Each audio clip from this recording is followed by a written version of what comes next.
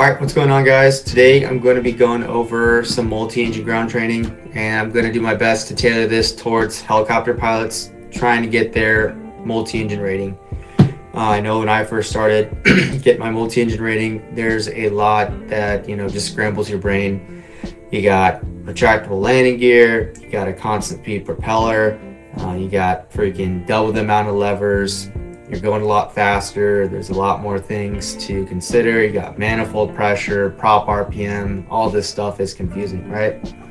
So I'm going to do my best to help you guys out and, get your fixing rating. I know you need your 25 hours to get your restricted ATP minimum. So this is important because you're going to have to pass your check ride one day. Okay, so if we're looking at this, we got OEI performance. That stands for one engine inoperative. Overview, you can pause the screen if you'd like, but I'm just going to be going over it as we go. Alright, critical engine. You're going to be hearing this a bunch. In a multi-engine plane, you have a critical engine, I'd say 90% of the time. Sometimes you may not have a critical engine if you have counter-rotating props, meaning that the props are not spinning the same way. So, what is a critical engine? Think of it as the engine that fails is going to most adversely affect the performance and the handling characteristics of the plane. And in most cases, it's going to be the left engine. The reason is you got four factors that are fighting against you that is a lot more prominent when the left engine fails. So you'll see that acronym down here. We got PAST, right? We got P factor, accelerated slipstream, spiraling slipstream, and torque. So in a helicopter, if you're flying a dual engine helicopter, I'm going to relate this to 60 stuff. You lose an engine, left or number one or number two, doesn't matter, right? There's no engine failure that's greater than the other, it's pretty much equal. In this case, when you fly a multi-engine plane, there's a large drastic difference between the left and right engine failing. And I'm going to be going over why. Okay, so P factor, just as in your single engine Cessnas or whatever planes you're flying in single engine, P factor is a thing in the multi-engine. So this time we just have it times 2. Main thing, if you get away from why the left engine failure is more prominent, P factor, let's look right here. So you see I got 2 arrows. Got my thrust right here and my thrust on the right side. As you can see with normal P factor, my thrust is going to be greater on the right side, especially in climbs, high angle attacks, because think of it as in a helicopter, as you start transitioning forward in forward flight, that right half of the blades are getting a bigger, or they're getting more, relative wind going across the blades. So you get into dissymmetry of lift, right? One blade half is creating more lift than the other. Kind of the same thing with P factor, right? That right side of the prop, that descending prop, is creating more thrust. You can count it as more lift, and it causes your plane to want to yaw to the left. So if you look at here, we got arrows from the center of gravity to that thrust vector, right? So this arm right here is a lot shorter than this arm on the right engine. So when I cut out my left engine, you see this arm from the thrust right here is a lot further, meaning it has more leverage. The more leverage, the more that thrust is going to want to yaw you out of control. Versus if I lost my right engine, you see how this thrust in this arm right here is a lot closer to the center of gravity in the fuselage.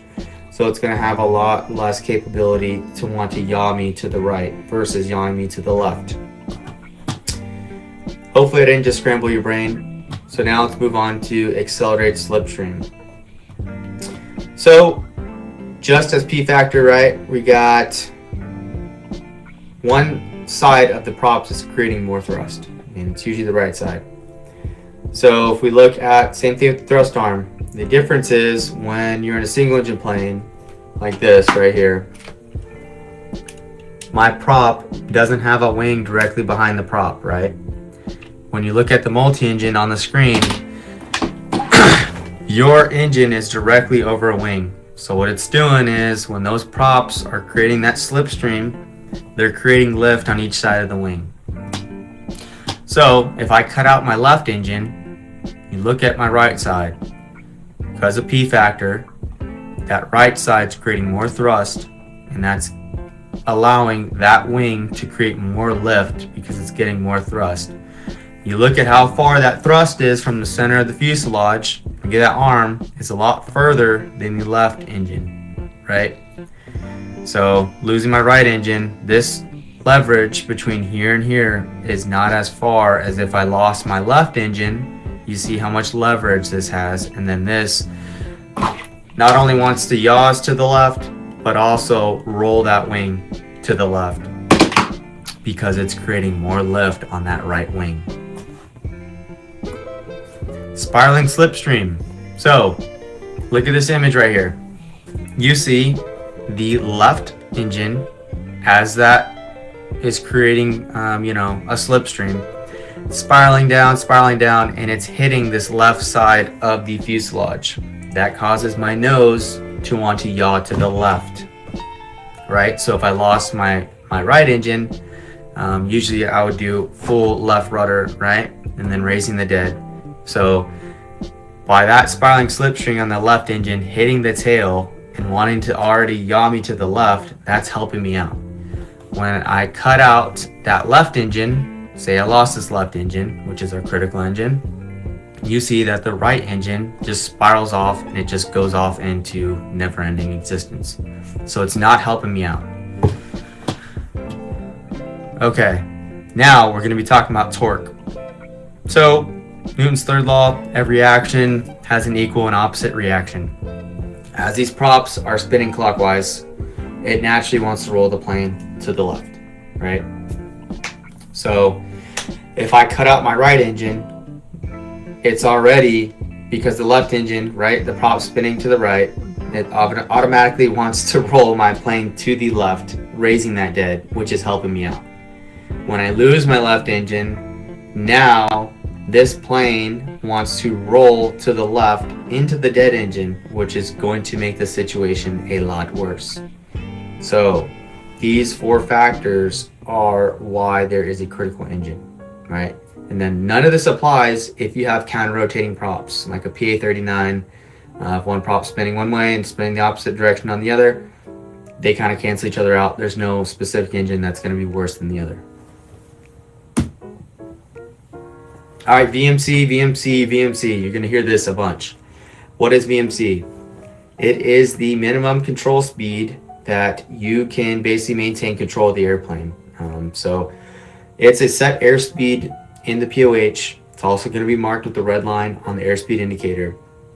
However, I want to talk to you and tell you that VMC is when the rudder meets a stop, right? Because there's conditions that change the VMC speed.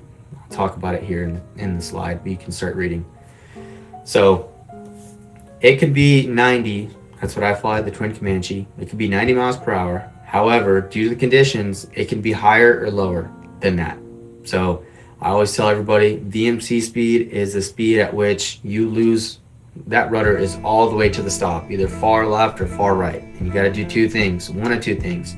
Either increase your airspeed or decrease your thrust, or you can do a combo of the two. Decrease your thrust by pulling the power back and pitching down and gaining airspeed if possible. So when you're flying the multi, depending on what multi-engine you're flying, you're going to have, well, depending on the plane you fly, they're going to be set standards that they determine the VMC speed off of. So think of it as the XPs in the Army, but these people are just test pilots. When they first, were manufacturing this plane, there's certain criteria. So usually it's off of the worst conditions. And the reason that is, it's because they don't want to sell a plane with, say they're going to be like, yeah, the VMC speed's 50 miles per hour.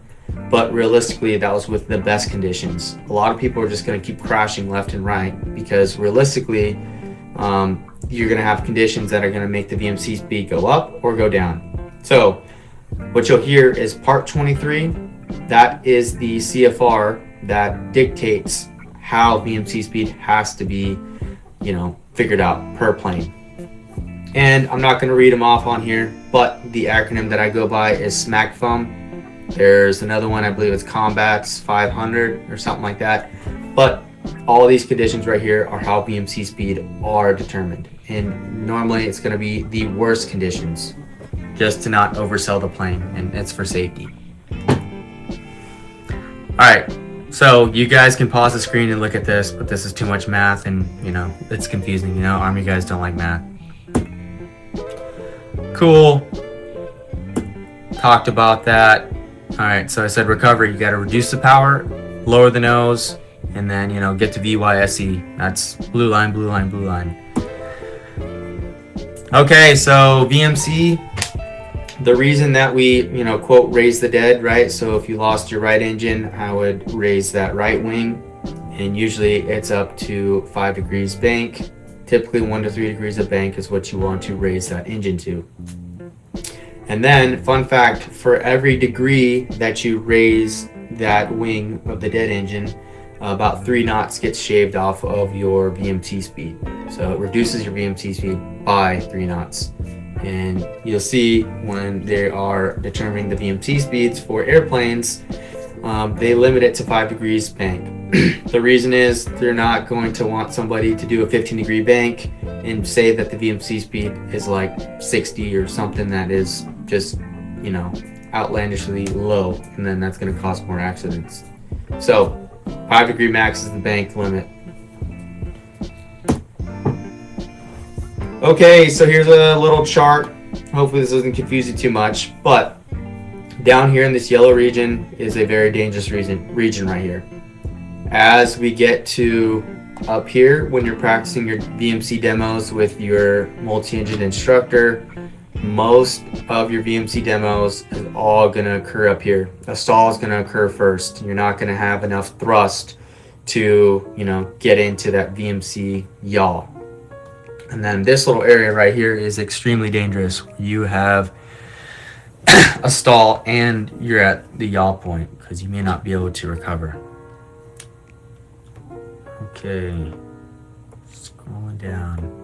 And then also spins. You're never going to do spins in multis. It's just not going to happen. If you get into a spin inadvertently, let me know how it goes. Let me know how you recover from it. But hopefully I never get into that situation. Zero side slip. So they're going to hear this a bunch also. This is when you lose an engine. This is the condition that they want you to be flying in. And it's called a zero side slip condition. So basically you're going to be pitching for blue line, which is your minimum single engine best rate of climb. That's always the airspeed you want to go to whenever you lose an engine. So let's continue. Okay, here is a nice little image. If you're flying G500 or G1000 aircraft, this is what it's going to look like. What you'll hear is 1 to 3 degrees of bank towards the operating engine. So raising the dead. In this case, the left engine has crapped out, you can see.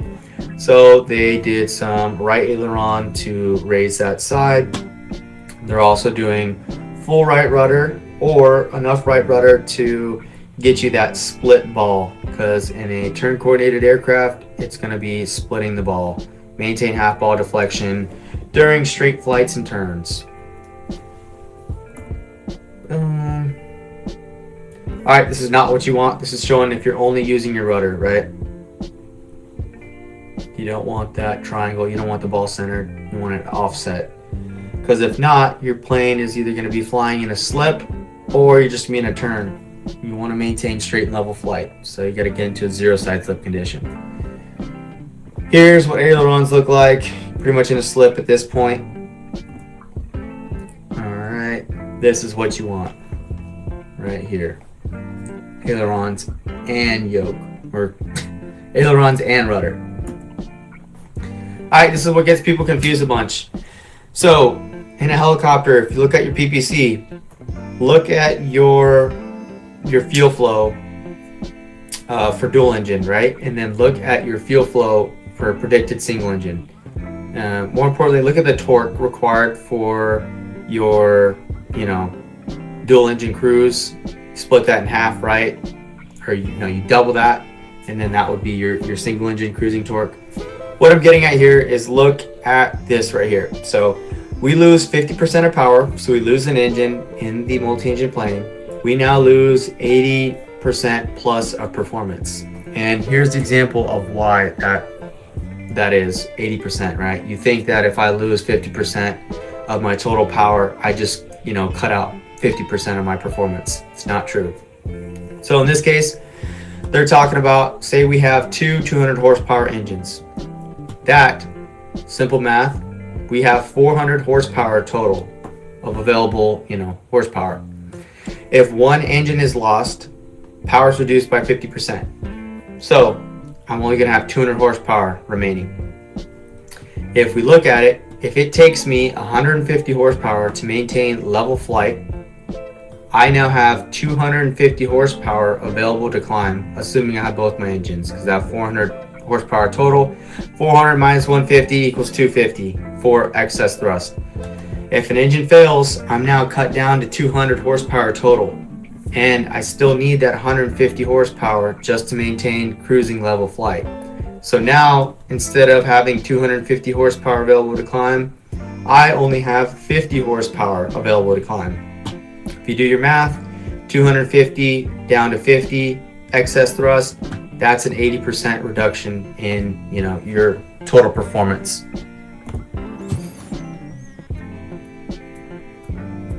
Okay, so engine failure during takeoff, we can get into this. Okay, you're gonna hear about accelerate stop distance. We'll go over that first. So this is the total distance you're gonna have in your POH, a chart to figure out, depending off your density altitude, how long you need for an accelerate stop distance. Accelerate stop distance is the distance required to accelerate to your rotation speed, and then slap those power back to idle, slam on the brakes, and stop. That total distance is your accelerate stop distance. Accelerate go distance, continue on to the next slide, is the distance required to get to rotation speed, experience an engine failure, and then climb to 50 feet. So basically your V1 speed, where you're like, yo, I lost my engine on takeoff roll, but I don't have enough runway to stop. I'm just going to continue on. And then that's the total distance that you need, the accelerate go distance. In the Twin Comanche, there is no accelerate go distance, just only accelerate stop. Hopefully in the planes you're flying, there is, both. Service ceilings, we'll talk about these. So we got pretty much 4 different types. You got the all engine service ceiling. So it's the highest altitude at which you can climb with 100 feet per minute climb rate. And then we got our single engine ceiling. It's that, how high we can climb, except 50 feet per minute. And that's pretty much cut in half because single engine. And then you got your all engine absolute service ceiling. It's the maximum altitude your plane can climb to, highest, and it's just not going to climb anymore. And then single engine service ceiling, or single engine absolute ceiling, is when the climb's no longer possible on a single engine. Those two numbers, dual engine versus single engine, are going to be a lot different. Usually single engine's a lot lower. Alright, I'm not going to do some atmospheric conditions. Hopefully you understand pressure altitude, density altitude, stuff like that.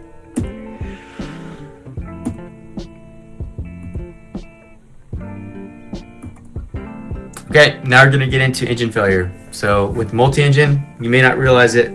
Even though you have 2 engines, you might feel a lot safer. However, it is also a lot more dangerous, in my opinion. Not just in my opinion, I'm just going to call it out. It is a lot more dangerous.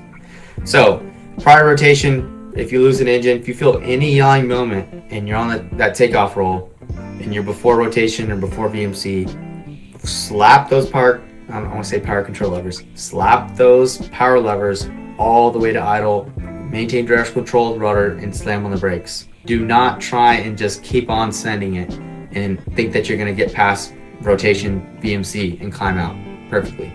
Most likely you're going to yaw out of control. Best case scenario, honestly, you go off the runway and hopefully by then you abort your takeoff. Worst case scenario, you keep on trying to, take off and you just get into that whole VMC roll and yaw and just crash.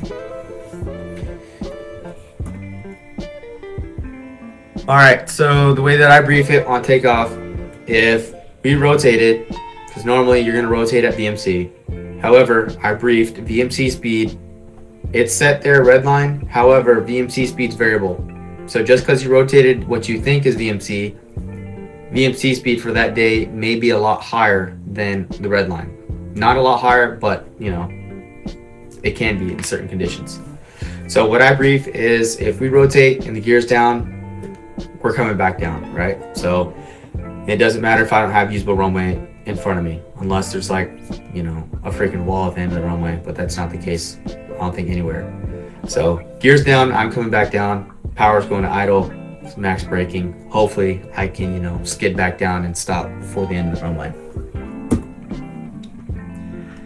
After rotation, gears up, but you're not climbing. Oh, this is a bad situation right here. You're just gonna have to basically put the gear down and come back down. But most of the time, what I brief is my gear's up. I'm committing to my single engine, you know, memory item steps, pitching for blue line, and hopefully I can at least just maintain my altitude. If it's a day where it's a super hot, high density altitude day, that's where you may get into this. But what I brief is, you know, gears up, I'm continuing on. And then best case scenario, you know, gears up, you did your little immediate action steps, you feathered everything, makes sure rich, your gears up, flaps up, and you're just flying. You got a decent little climb rate at blue line. You're just gonna, you know, declare an emergency and come back in and land and hopefully be able to tell the story to somebody else. All right, not gonna go over engine failure in flight. Actually, I will, you know. So every flight school is gonna brief it a little different. Typically for constant speed propeller airplanes, you're gonna work from right to left, gear up, flaps up, and then left to right.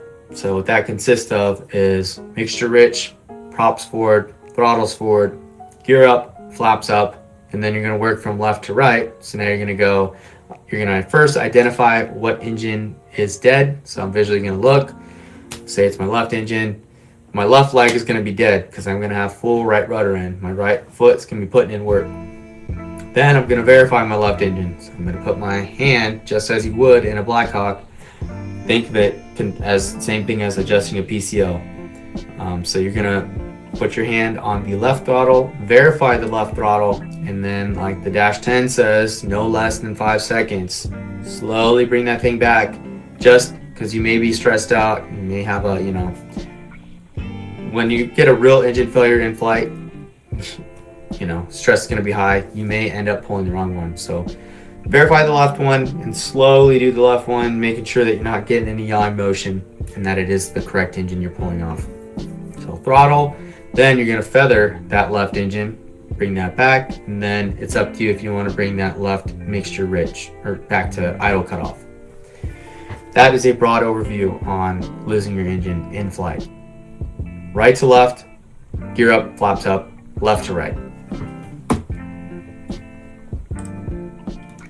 Okay, hopefully I helped some people out. I know this doesn't need to be exactly for just helicopter pilots. Hopefully just, you know, anybody who's getting their multi-engine rating, this can help you out. If you have any questions, leave them in the comments. If you have any other topics you want me to break down, please leave a comment, message me on Instagram, whatever. Other than that, y'all take care.